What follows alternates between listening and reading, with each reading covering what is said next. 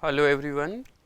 Today in this lecture we are going to discuss our next thinker, that is Rabindranath Tagore, and we will be looking at his views on nationalism, cosmopolitanism and also his ideas on man. In today's lecture we will be basically looking at the intellectual or the historical political context in which Rabindranath Tagore, a more or less poet, a literary figure, engaged with the major debates in the politics of his time. So, we will situate Rabindranath Tagore and his thought in the larger context of intellectual and political happenings, debate and discussion taking place in the India of that time and some of the challenges that world as a whole was facing. So, we will situate Rabindranath Tagore in the larger intellectual political context and also then examine or describing in this lecture his views on nationalism. So, Rabindranath Tagore is a very prominent or intellectual giant in modern Indian political thought, but then he is a very straightforward, simple articulation of many complex issues that India and world was facing, and he is very relevant even for our contemporary times. So, just to understand his straightforwardness and clarity on many of the issues that he was engaged with and India and a world was facing, this comes from his unpretendedness or any theoretical baggage. So, he saw the problem largely through his own experience, through his own observation, through his widely he was perhaps the most travelled Indian of his generation, in the words of Ramchandra Guha. So, through these experiences he saw the problem as it is without using any theoretical pretensions or presumptions, and that gives some clarity in his thought and thinking, and that is very significant about Rabindranath Tagore, and why he is still relevant, that we can understand from the contemporary debates that is going on in India on nationalism. What is nationalism? How far or on what ground we should all feel genuinely patriotic and have pride on a nation or a geographical territory? Is it a geographical territory or it is something more than that? Is it an idea? And if it is an idea, how that idea is very different from this geographical entity, and on that basis all kind of xenophobic populist ideas or ideas on nation and nationalism. So, many of you are might be familiar that in last year there was a debate in India on nationalism or anti-nationalism, or patriotic or less nationalism. So, all kind of debates surrounds around nationalism, which is still very relevant. But Rabindranath Tagore was someone who was who provided the critique of not a kind of nationalism, whether it is Indian or British or French or US or Japan or Chinese, but he provided the theoretical critique to the whole idea of nationalism itself. So, that is something very very significant in Rabindranath Tagore, and yet he was someone who wrote the anthem for two nations, India and Bangladesh, and also his writings influence while there was composition of Sri Lankan national anthem going on. So, there is a kind of uniqueness about Rabindranath Tagore when it comes to nation and nationalism. We will discuss it in today's lecture. In contemporary times, the way there is a projection of nation as a kind of powerful or all appropriating ideal, which is very problematic, right? And then once you make something too sacred, too overpowering, then you deny, you undermine some other alternative possibilities, opinions and ideas on nation. So, that way nation which has, and why nation and nationalism remain a powerful force in modern history, precisely because of its cultural roots, one, and second, cultural psychological roots among the people, among the communities, and second, because of its liberating potentials. So, it transcends the other kind of descriptive identities, be it caste, race, family, clan, ethnicity, language. So, nation tries to bind people together to develop a kind of horizontal solidarity. So, that is the so there are different waves of nationalism started in Europe, and also in Latin American countries, and then the third world anti-colonial movements. During that phase of nationalism, it provided the platform and potentialities to liberate the suppressed or colonized community from the oppressive rule of the colonized or imperialist power, colonizing or imperialist power. So, nationalism has very powerful liberating potential in itself.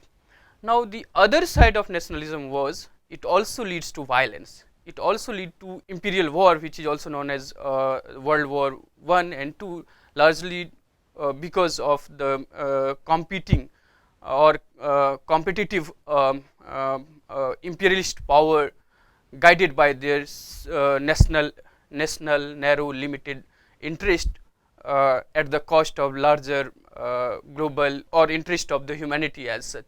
So, Rabindranath Tagore and his engagement with nationalism through his travels, through his observation, was a result of looking at these both sides of nationalism, and then he presented his again in contemporary times. There is this there is this tendency to project nationalism as all powerful idea, immune from all kind of scrutinies or challenges. That is something which is problematic, and many people in contemporary times also arguing about such definition, such articulation of nationalism. Rabindranath Tagore was one which he wrote in 1970, when in India or in many third world Asian African countries, nationalism was a very powerful idea. So, that makes Rabindranath Tagore a very powerful modern Indian political thinker, and as I said, his simplicity, his unpretentious approach to the challenges and the problem India and world was facing makes him something even more fascinating to read and discuss. So, now if we look at Rabindranath Tagore and his personal political involvement in the challenges of the India, he was the youngest among the 14 sons of Rabindranath Tagore, who himself was a leader of Brahmo Samaj. And if you remember, the Brahmo Samaj was established by Raja Ram Mohan Roy, and it projected the monastic ideals of worship following the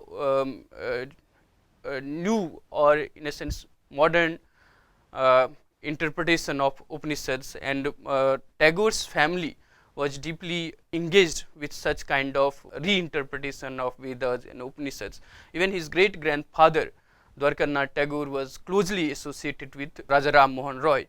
So, his father Rabindranath Tagore was a leader of Brahmo Samaj, and that enables him from the very beginning, from his childhood, to engage with many reformist ideals of modern Bengal. So, his learning was mostly done at home, and when he was 17, he was sent to England for formal schooling, which he could not complete, and came back to India. In later years, he of course continued with the Zamindari that his family had, and that enables him to understand the plights of the masses, and also the oppressive nature of the Zamindari system, which he in his later years completely dissociated himself from. But what he also did after coming from England and starting his family or associating himself with the family Zamindari system, he started an experimental school in Shantiniketan, which becomes the platform or site for many of his ideals, and he experimented the schooling from the early childhood to the higher level, and it continues to practice many of his teachings when in contemporary times. So he experimented his model of education, which is largely derived from Upanishadic ideals. As I was saying that Raja Ram Mohan Roy and his contribution to the religious reforms and interpretation of many Upanishadic texts has a great influence in modern Bengali intelligentsia, and great grandfathers and father of Tagore was closely influenced and associated with Raja Ram Mohan Roy family, and that allowed him to think about modern education by following the Upanishadic ideals which he started in Shantiniketan. What we find in Tagore is a very interesting combination, or in a sense his sensitive nature allowed him to understand different situations, human circumstances, human dilemmas more like a literary person, as a poet, as a novelist, but he also engaged with the many political challenges which we will discuss. So what we find in Tagore, that he was a prolific and accomplished poet, and many scholars argue that Tagore was more like a poet philosopher, and certainly a reluctant political philosopher, so to say. So he was a prolific and accomplished poet, novelist, essayist, painter and playwright. So he combined all genres of literary creative exercise, and he expressed his views in different platforms, in different ways, as a poet, novelist, essayist, painter, playwright, or he composed many musics as well. So in his native Bengal, he was an early success. From the very early childhood, he attained a great success in his native Bengal, and through the translation of his works, he soon attained fame in the West also. So Eliot certainly played a very significant role in making his translation or his work available and widely read or familiar in the West as well. So this fame in the West eventually enabled him to visit and deliver lecture in different parts of the world, and that's why it is also said that he was the widely traveled Indian of his generation. He traveled almost all continents, all parts of the world, and engaged with the intellectuals, developed friendship, developed a kind of dialogue between East and West that he was envisioning. So he visited and delivered the lectures in different parts of the world, and then there is a kind of representation through Tagore.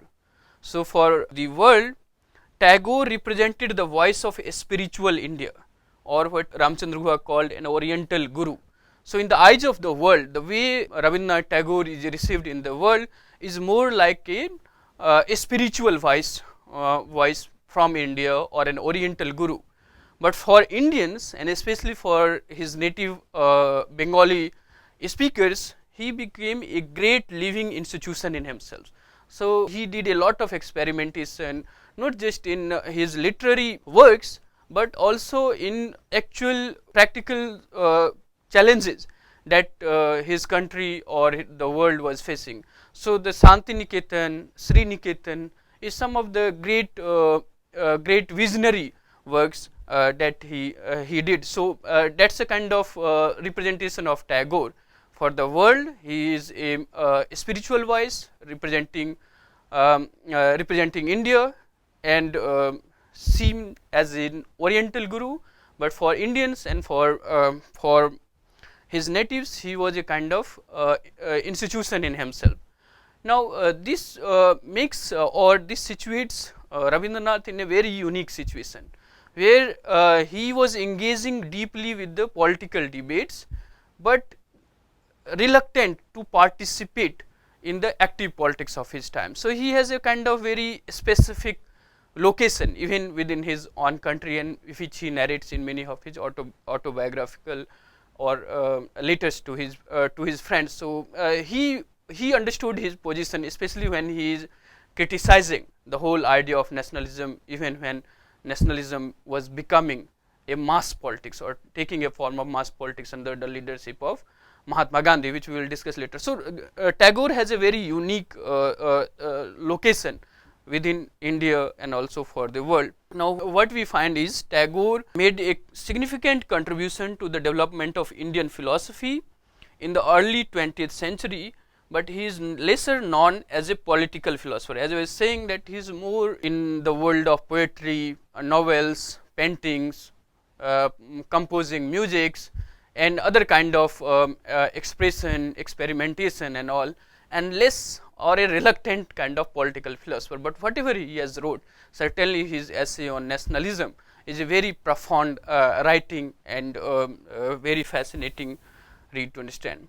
Now, to give his personal achievement, in 1913 he was the first non-European to win the Nobel Prize in Literature, which was given to him for his composition, which is called Gitanjali. And Gitanjali is a text which is widely read, and it forms the consciousness not just for modern Indian consciousness or selfhood, but also many other individuals in many parts of the world continue to learn, continue to read his Gitanjali, and it is cited as one of the most widely read text of modern time.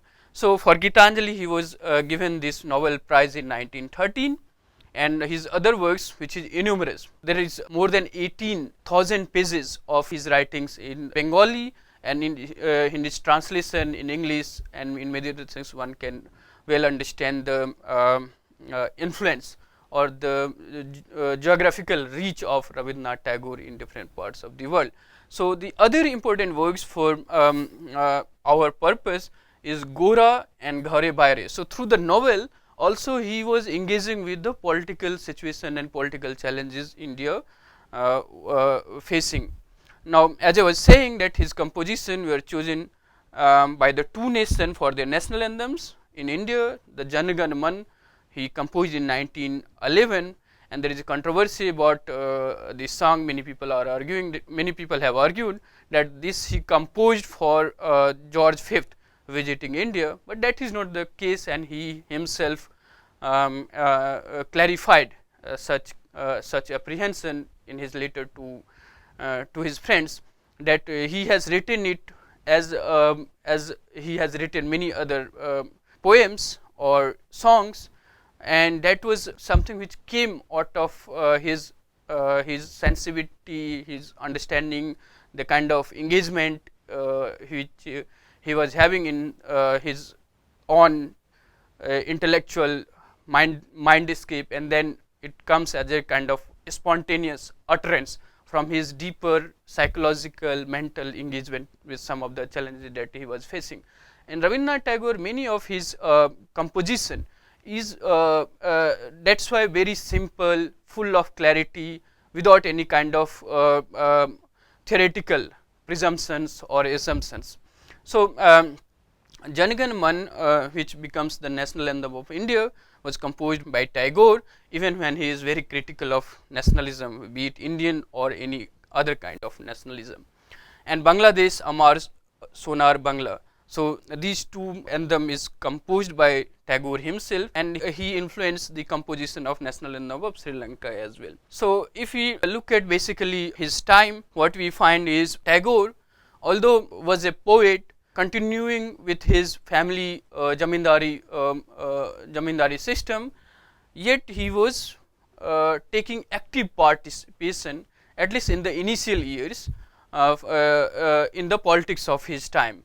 So, way back in 1875 in Hindu Mela or Magh Mela, he had active participation, and also in the Calcutta session of Indian National Congress in 1886, 1896 and 1906.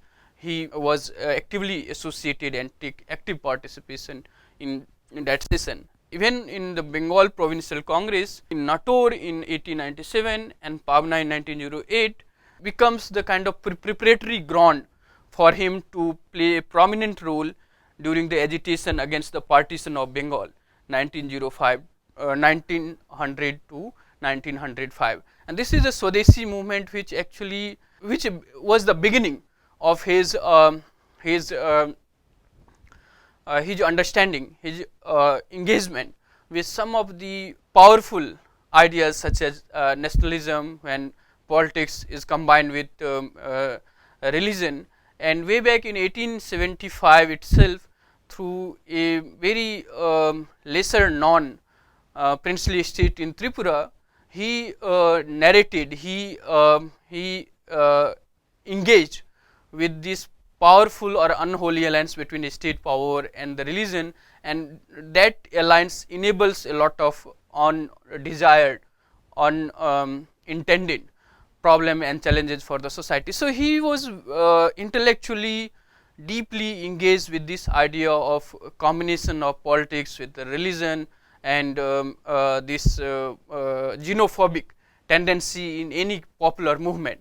And from Swadeshi also he gradually distanced himself, and Ghare-Baire or Home and the World is a text which narrates his support as well as disenchantment with the whole political movement. And then he gradually enables him to distance himself with the actual practical politics of his time, and he engaged with those issues intellectually through his essay and through his other intellectual works like novels, Ghare-Baire and other things.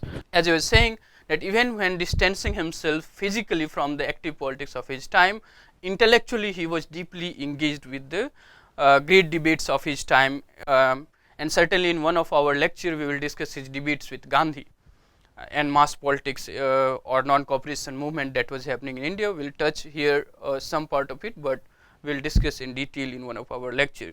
So many debates he engaged with was the boycott of western goods. So many Swadeshi supporters were arguing about, or Gandhi certainly, boycott of foreign goods, foreign clothes, foreign textiles and other things, or western education, the pristine value of Indian culture, and the curse of aggressive nationalism. So these are some of the debates which occupied him intellectually for the long time. And he, although not directly involved in the day-to-day politics of practical mass politics or anti-colonial struggle, but he was very critical of the foreign rule in India, and that kind of attachment with the nationalist cause, and yet critical of many evil or what he considered irrational practices in nationalism, makes him a unique modern Indian political thinkers, which was regarded by all the nationalist thinkers, and yet he remains critical to many of their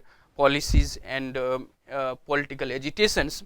So and he remained a strong critique of British rule in India. He wanted India to decide its own destiny, to decide its own fate, without any dependence on any foreign rule, British or other countries. So especially when in 1919 the Jallianwala bagh massacre happened, he renounced his knighthood, which was given to him by Lord Hastings in 1915, and along with his countrymen he joined the protest against this this brutal act of or completely unjust act or undefensible act of British administration in India.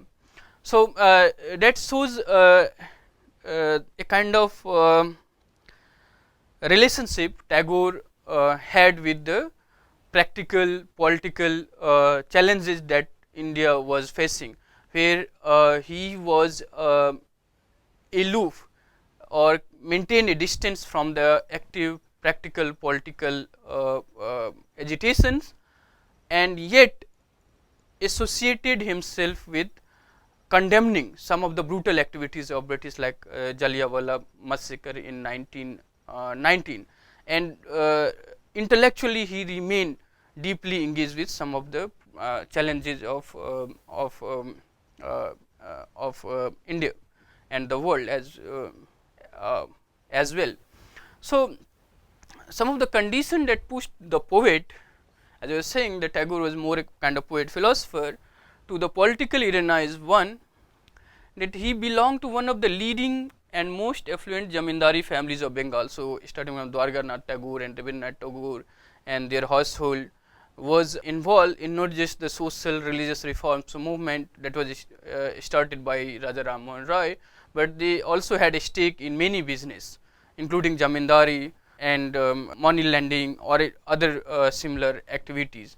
So, Rabindranath belonged to a leading and affluent Zamindari families of Bengal, and as a practitioner of Zamindari, he could sense, because of the sensitivity he had developed from his childhood, the cruelty that is associated with the system, and this made him genuinely apologetic, embarrassed about the whole system of Zamindari, and which he gradually come to believe and asserted in many of his writings. And he believed that Zamindari's claim to represent the interest of the people was simply flawed, because there cannot be a genuine or proper dialogue or understanding of each other in a relationship of master and slave. So, he was very critical of and apologetic about the whole Zamindari system, and he gradually and eventually gradually become critical of it, and eventually dissociated himself with the whole system of Zamindari, but that comes much later. But he developed the criticism as he continued with the continue to look after the Zamindaris that his family hold. So, he was very critical of Zamindari's system, and he was also very critical of the narrow opportunism and utter slavishness that he found in many so called intelligentsia within the Congress. He was very critical of their opportunism and also slavishness, and he believed that this group, the so called intelligentsia within the Congress, really had no constructive ideal, and therefore, he took upon himself and considered it his moral responsibility and patriotic duty to save the country from the political deception of these self-styled political leaders of his time. So, this opportunistic and slavish nature of many political leaders or self designated political leaders of his time makes him more critical of the activities of the Congress, and many of the techniques and the form of political agitation adopted by Congress and its many leaders, including Gandhi. Rabindranath has serious difference with such political agitation and political tactics. So, he was against the idea of revolting against the symbolic, sporadic and short-lived promises of self-sufficiency held out by the Charkha movement of Mahatma Gandhi. So, the reason for his critique was the economic viability. So, without providing an alternative, and that he explained and expressed in different ways at different platforms. So, during the Swadeshi, when many young students came to him asking for his permission to allow him to leave their schools, to join the political agitation, and he did not give such permission, and that makes them agitated about or apprehensive about his genuine love for the motherland, for the nation as such. And Ghare-Baire is a kind of depiction of such inner tension that Rabindranath Tagore was having. So, he was supportive of it, and yet his method, his techniques was very different from the many leaders, many political leaders arguing about. Certainly, Mahatma Gandhi, his symbolic use of charkha and other things to counter and to revolt against the British was very problematic for Rabindranath Tagore. He was also equally critical of the tendency of uncritical acceptance demanded of the people in Gandhiji's program of non-cooperation. Here, one thing is interesting to note, that when Gandhiji was articulating about non-cooperation in India, Tagore was in West, and he wrote a letter to his friend C.F. Andrews, where he explained his irony or his understanding of this ironical situation in which he himself find in. That ironical situation is, when Rabindranath Tagore was preaching about the East-West dialogue or interaction or genuine interaction as a two self defining entity or tradition, and that dialogue will help in solving a lot of the challenges that humanity as a whole is facing. So when he is preaching such things in the West, in his own homeland in India, Gandhi was discussing or mobilizing for the non-cooperation against the British, and that he finds very ironical, very contradictory, very problematic, problematic in problematic agitation situations. So more than that, so this may be the tactical understanding, and there is a response of Gandhi to such kind of understanding of his program of non-cooperation, which he believed is not really about shutting one's window or home from any kind of outside ideas, but to use it as a tool for political liberation and independence. And these things we will discuss in the lecture when we will discuss this dialogue between Gandhi and Tagore. But here the point he is making is that many of the Gandhian principles and ideals were followed by a number of Indians, millions of Indians, on his face value, and this uncritical acceptance of Gandhi and his ideals make Rabindranath Tagore very apprehensive of this whole populism or xenophobic tendency in such kind of mass politics or nationalism. So he was skeptical of leaders like Gandhiji's call for boycotting the foreign goods or clothes in the belief that Western textiles were impure. Now these kind of symbolic religious terms used for political agitation or sustaining a political agitation, Tagore found a kind of element of truth. So similarly, when flood was happening in Bihar, and Gandhiji's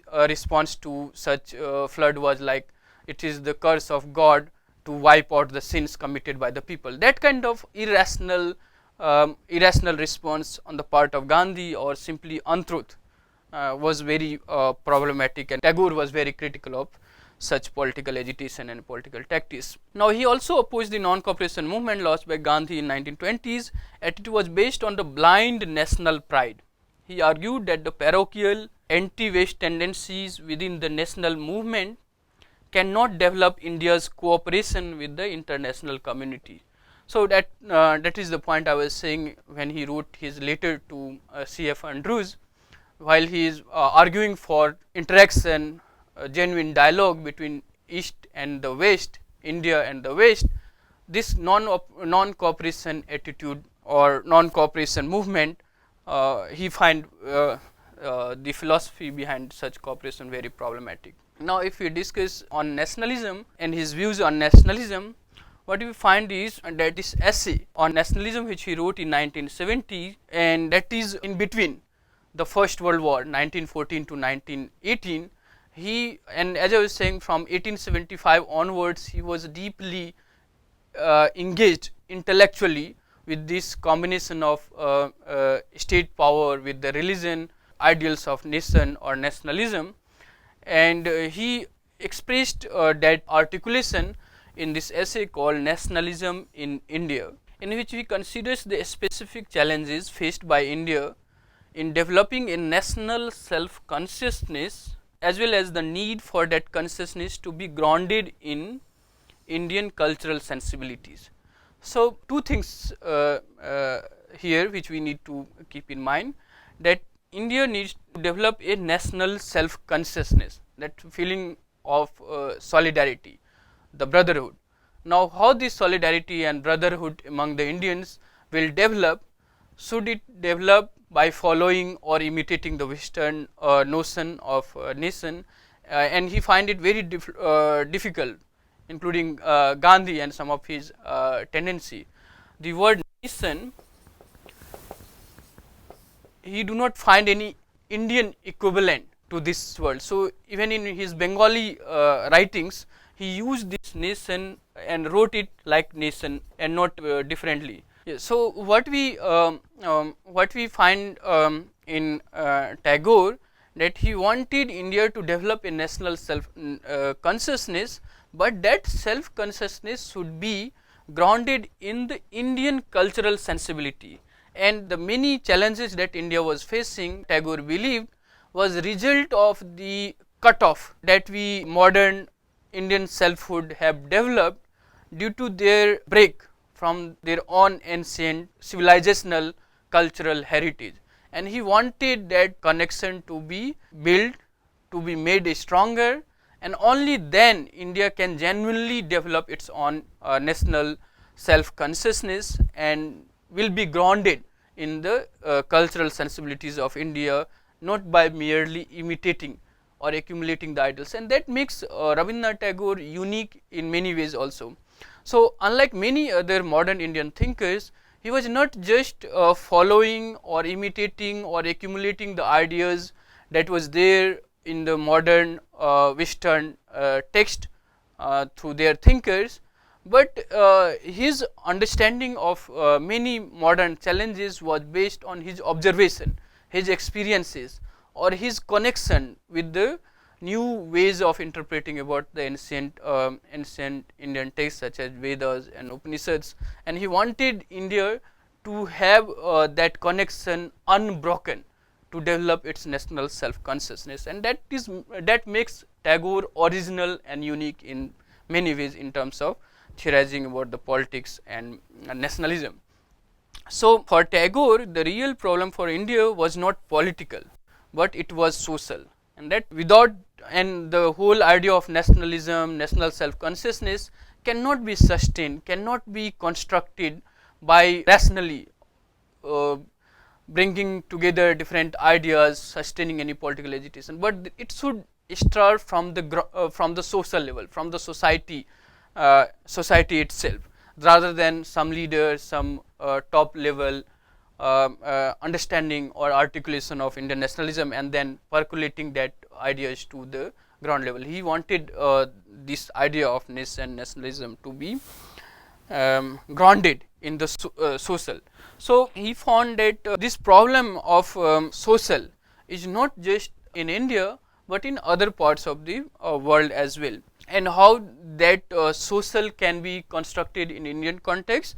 He wanted the leaders and his fellow countrymen to follow the examples from Kabir, Nanak, Chaitanya and many other sages who talked about the social harmony, solidarity, fellowships, companionships, that or the love for each other that makes any society, any country strong, and that one can learn from the sages like Nanak, Kabir and Ghare-Baire, and that he thought as the basis of unity one can develop in India, which is a divided society based on caste and any other things.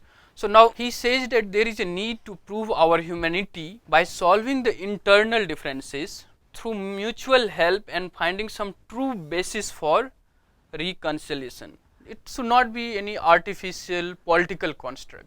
It has to have social grounding, and that helps in creation of true reconciliation rather than just a kind of political construct of nationalism without a complementary social solidarity that needs to be developed. So, the internal differences can be solved only through the mutual help and finding some true basis for reconciliation, and that true basis is something which becomes very central in his thought on nationalism and the way Indian nationalism was projected by many of his contemporaries. So, and we also find that in many of his thought, whether it is on nation, civilization or community, the idea of individual, the idea of man or idea of modern man, modern moral man is very central, and that is also connected with, as I was saying in my introductory lecture, many of the modern Indian thinkers were not just arguing or responding to the challenges that India was facing and articulating about Indian nation and nationalism in isolation, but they were intellectually or morally or spiritually, in cases like Aurobindo's idea on nation and internationalism, which we will discuss, they were also connected with the larger global challenges as well. So the humanity, the causes of humanity is something much more bigger than a narrower limited understanding of nation and nationalism, and in all of that the role of human individual is more significant, and so is with the case of Rabindranath Tagore. So the modern political power and its underlying assumptions about the human life and what should be the ideal human life, what should be the ideal humanity, what should be moral or morality of that individual is something is there in Rabindranath Tagore and his thinking also when he is theorizing about the nation, civilization or international global cosmopolitan community. And at this point one needs to connect with the previous thinker we have discussed, Raja Ram Mohan Roy. He wanted modern Indian self to develop a morality and ethics which is based not on irrational practices and customs, but their self belief. That self belief is based on their scientific rational inquiry with the scriptures, with the practices, and if they are convinced, then that will lead to that would be the basis of their true ethics or morality. So similarly is the case with Rabindranath Tagore. We will discuss this point when we will discuss his idea on man. Now I wish to quote Tagore to understand his definition of nationalism and why he is critical of nationalism. So to quote Tagore, what he says on nationalism is, I am not against one nation in particular, but against the general idea of all nations. As I was saying that he is not about against Indian nation or Chinese nation or French nation, so to say, but to the very general idea of nation as such. Now he defines what is the nation. The wisdom of the nation is not in its faith in humanity, but in its complete distrust. Yes, this is the logic of the nation, and it will never heed the voice of truth and goodness. So what he is saying is that the nation, the wisdom of the nation that he has seen over 2-3 decades and certainly during the First World War, enables him to draw this conclusion that the wisdom of the nation is not in its faith in humanity or to heed the voice of truth or goodness, but the complete distrust or mistrust, that is the sine qua non of very organization of nation and national self-interest. Now it will go on its ring dance of moral corruption, linking steel unto steel and machine into machine, trampling under its tread all the sweet flower of simple faith and living ideals of man. So he considered these ideals of nation and nationalism innately, inherently problematic because it leads to moral degeneration, moral corruption, mistrust, and that is contrary to the simple living or the moral ideals of the individual, and that makes him very very critical of this whole idea of nationalism, not a particular form of nationalism. That is something very important to know. And the other explanation one can give on this quotation is that nationalism teaches something which we do not want to see in the individual. So we want to have an individual which is moral, which is compassionate, which is self-sacrificing for the larger causes of humanity or the community. Nation is contrary to that kind of teaching, which teaches self-interest or selfish interest. So all the nations compete with each other to maximize their self-interest.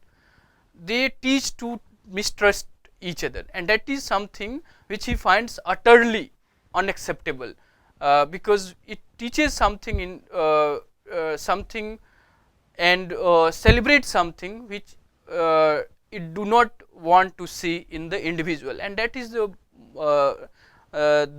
moral problem, the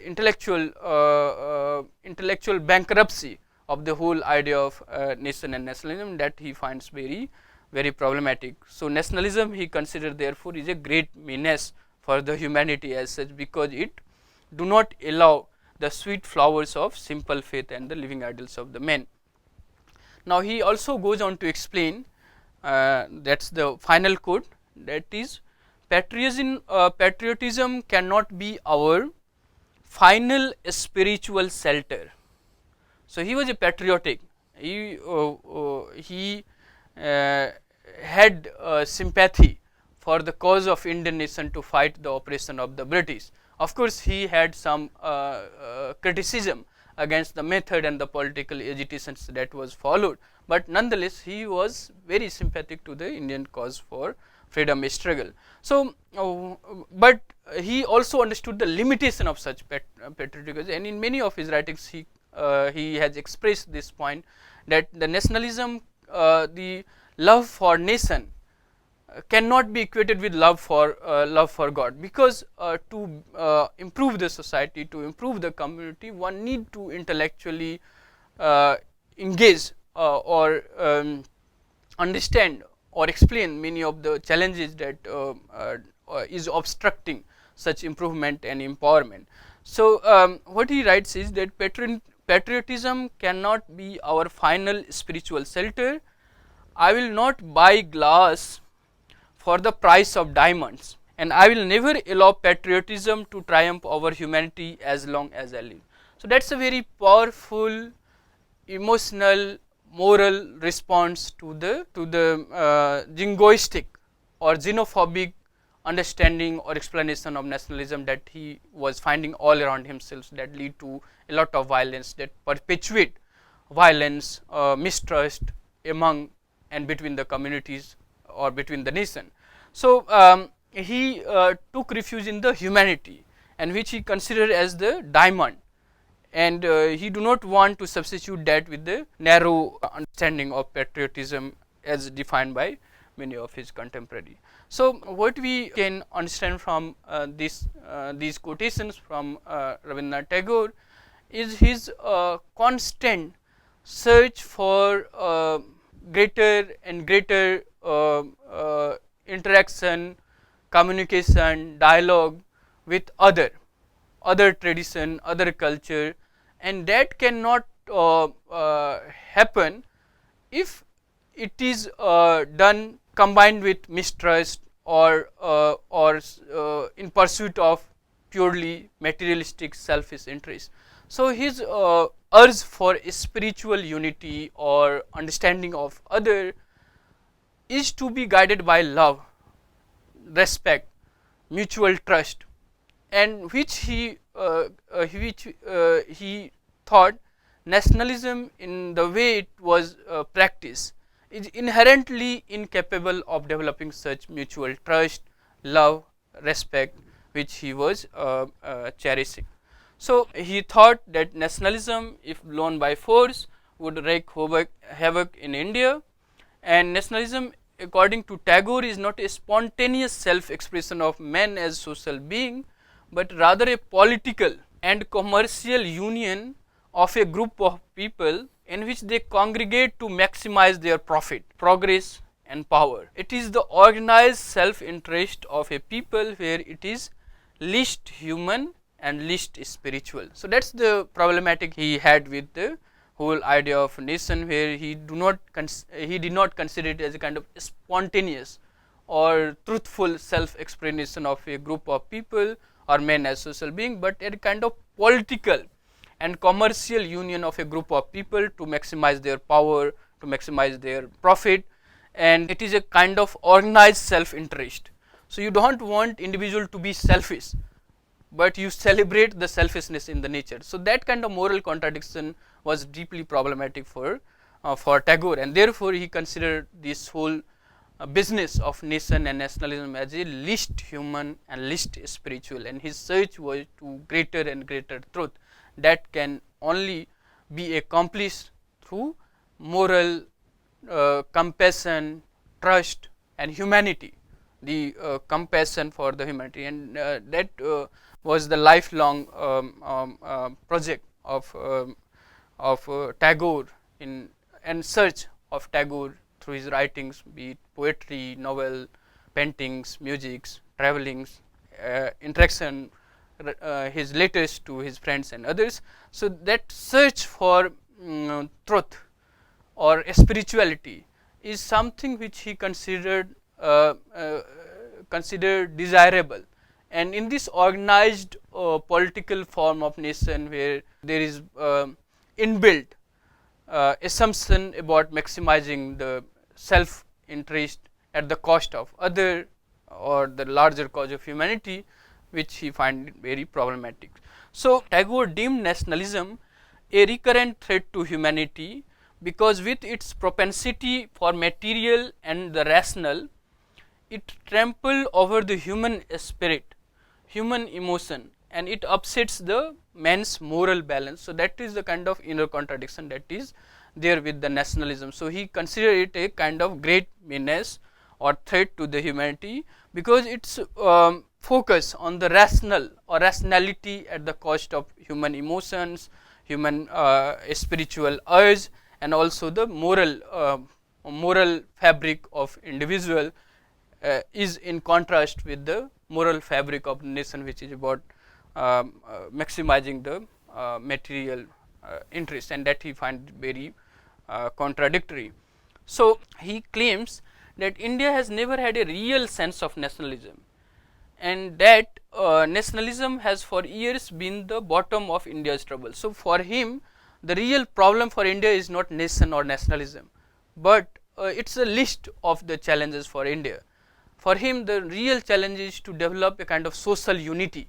And what should be the basis of social unity? Should it be the political construct of nation, or it should be on the basis of some inner connection with the inner self of India, to understand that inner spiritual or inner self. If a society or a community or a nation cut itself off from such inner self, will it succeed as a nation? Will there be a true solidarity, true reconciliation? That is something he was more interested in, rather than this problem of nationalism and defining the true meaning of nationalism for India.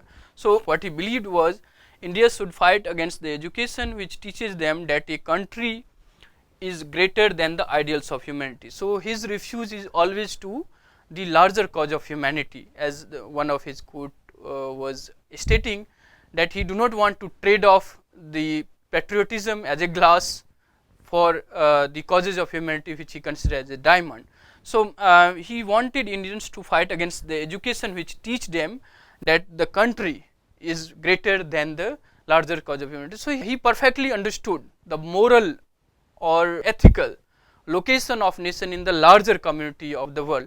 So in contemporary times, in fact, when you see many of the leaders arguing about their country first and their country prior to the other countries, that gives you a kind of reflecting time to understand some of the inherent flaw of such pretensions about can we think of a country in isolation from the other countries in the times of certainly the contemporary globalized world, economic world, which is more interdependent than when Tagore was writing. So certainly in his time also, the ideal of humanity comes always prior to the ideals of one nation, and that he wanted Indians to learn and fight any kind of education which teach them that their country is greater than the ideals of humanity. He said, when you borrow things that do not belong to your life, then they only serve to crush your lives, and that he is critiquing against those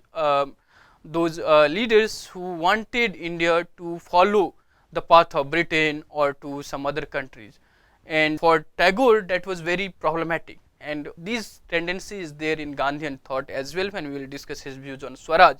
So therefore, India in his opinion should follow her own destiny rather than merely imitating the West, and that is the originality in his thinking which places him in a very distinct situation than many of the contemporary modern Indian thinkers.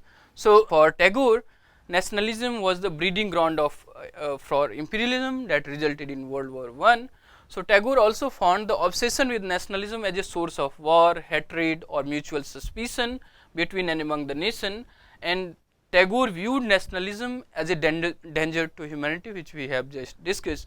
So Tagore was opposed to the very idea of nation, and not just a form of nation, and he was even more fiercely opposed to India joining the bandwagon of nationalism. So there are many thinkers, intellectuals thinking about India as a nation and Indian nation place in the community of nations, including Gandhi, Nehru, and many others, and that deeply distressed Tagore and his understanding of nationalism, which he believed as the source of war, hatred, and mutual suspicion, which cannot help a nation, or certainly not the ideals of humanity.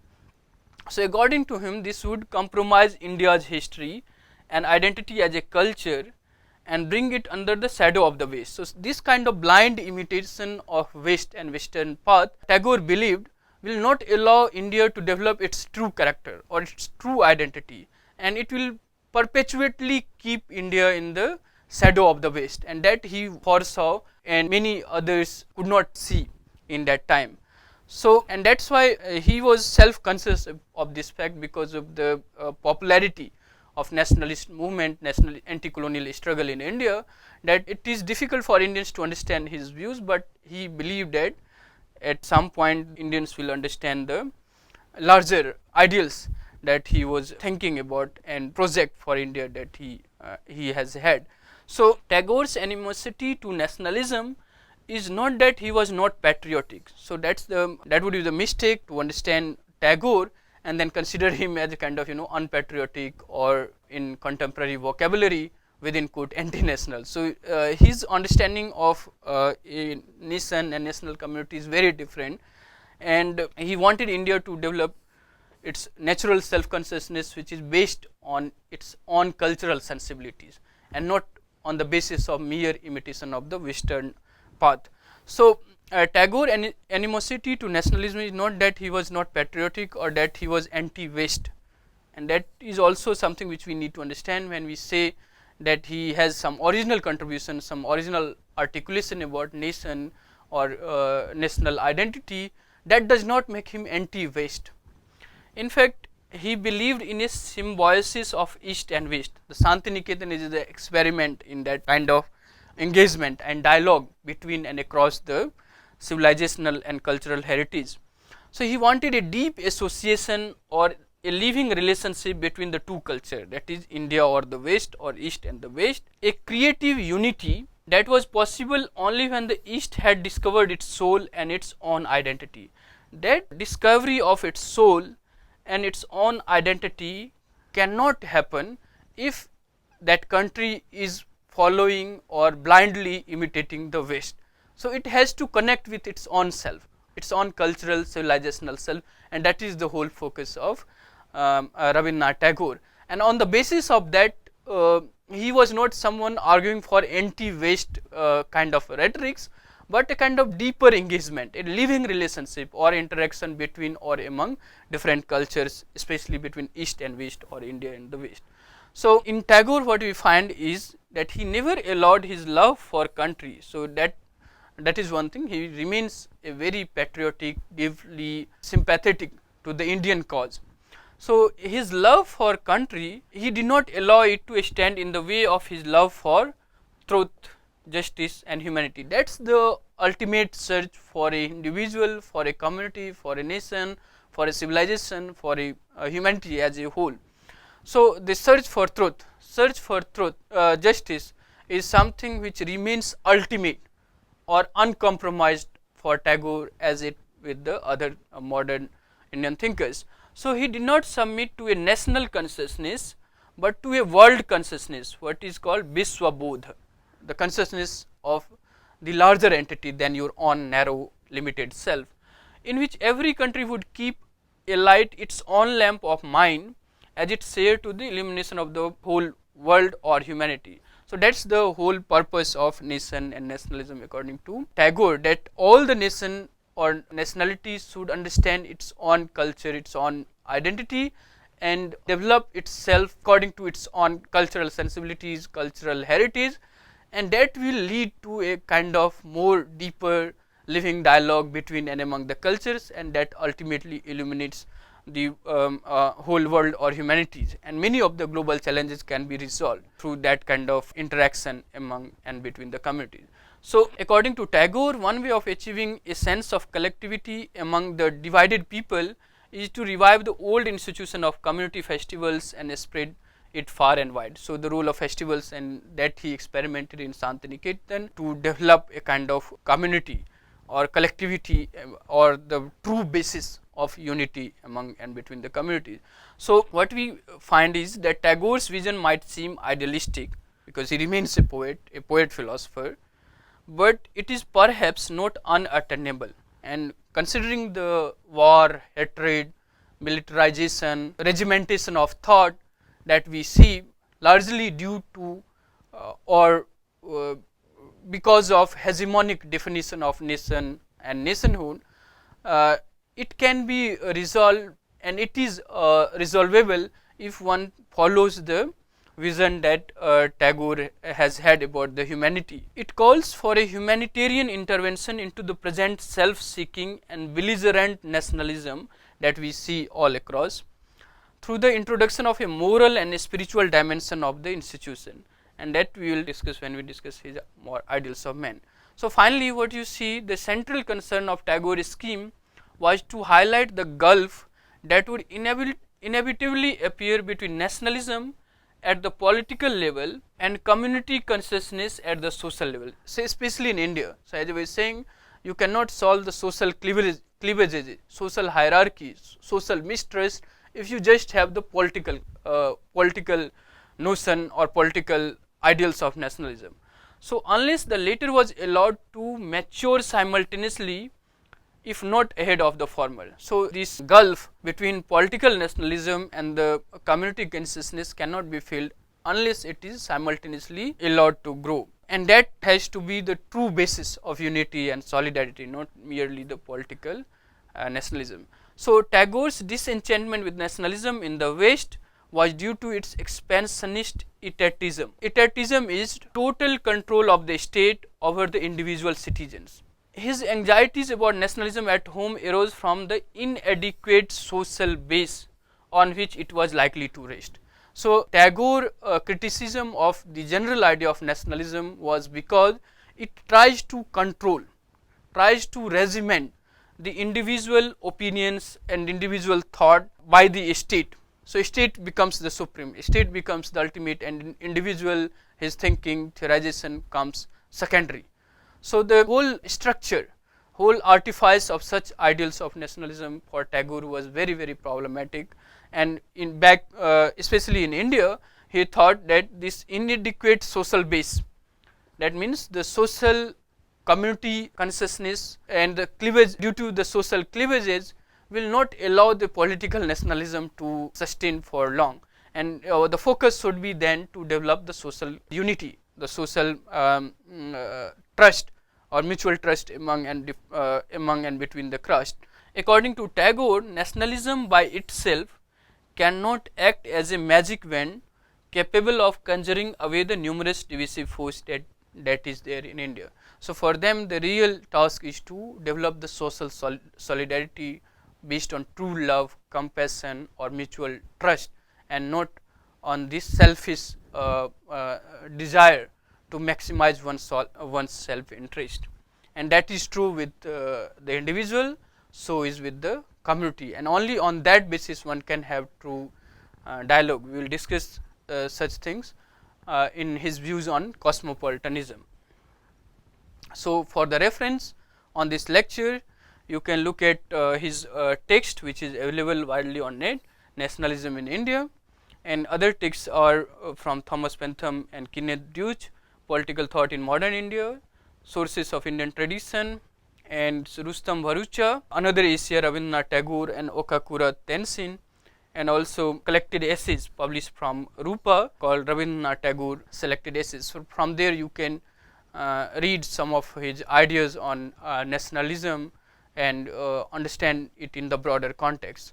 So, in the next lecture we are going to discuss critique of Rabindranath Tagore's views on nationalism and cosmopolitanism, and then finally we will conclude Rabindranath Tagore by looking at his ideals on man. So, that is all for today. Thank you.